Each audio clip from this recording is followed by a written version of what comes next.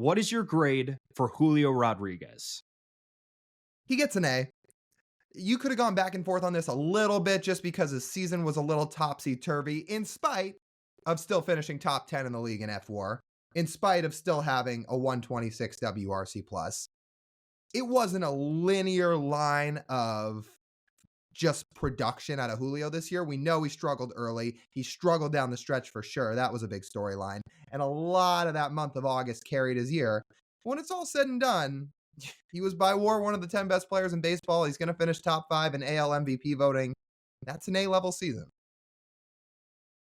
The results are A level. I agree with that. Julio did a lot of things well that he normally does well. He's fast, he's aggressive on the base paths, he hits the ball extremely hard, he has a high quality of contact. Overall, in terms of run value on Baseball Savant, he was in the 90th percentile or higher in batting, base running, and fielding. That's an A-level player. Okay, now the caveat of this season. I don't think he got better in this 2023 season. Looking back at his 2022 season to his 2023 season, one argument that someone could make on Julio Rodriguez's season is that he didn't get better. And for a superstar caliber player to earn an A or an A plus grade, you need to see something that just wows you and sets the bar so high. But you look at the numbers for Julio Rodriguez's 2023 season. I mean, you're looking at in a month by month breakdown. 3 months where he was fine, 1 month where he was bad, 1 month where he was good, and 1 month where he was an MVP. That's not like when you look at what you want with consistency, that doesn't quite break it. And that's just one of the things that Julio Rodriguez, I would say, didn't quite meet the bar at some point in this season. He really was on both ends of the spectrum over the course of the summer, wasn't he? In June, he had a 75 WRC plus, and then in August, it was 232. You want to talk about two polar opposite ends of production. That's about as drastic as it gets.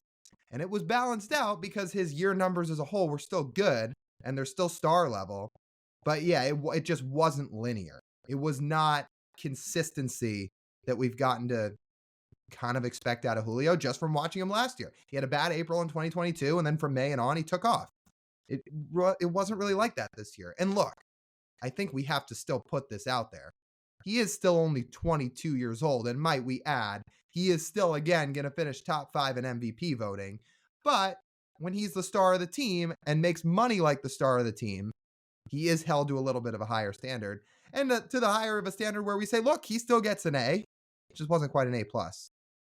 What stinks, too, is it just correlates too much with the success of the Mariners team itself and his up and down season. The months that the Mariners were the best at this season, he was his best. The months the Mariners were the worst in, he was also his worst.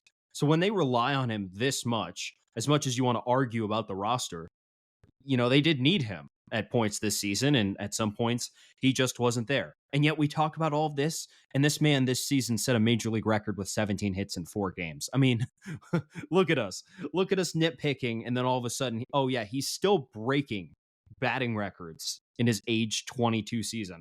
And he's also the 44th member of the 30-30 home run club, or the 30 homer, 30 steal club.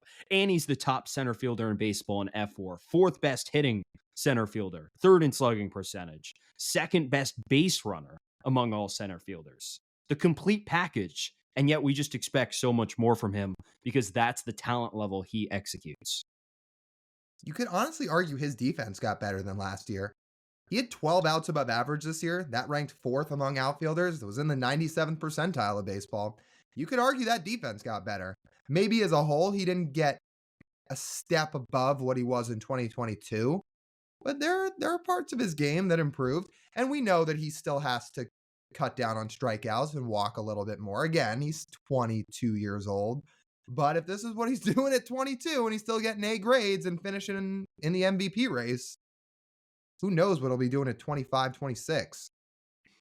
It's hard to not give him an A, but I will say I guess you and I have high expectations of him.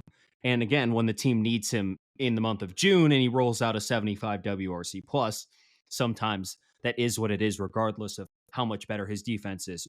By the way, his defense was just spectacular this season. So if you're looking at a plus offensive player, 26% above league average by WRC plus, a fast guy, good on the base paths, strong arm, hits the ball extremely hard, you're usually going to be a pretty valuable player and you're usually going to grade out pretty well. And I think that reflects what we think of Julio's season. An A grade and really good across the board. Excited to see what he's going to do next season.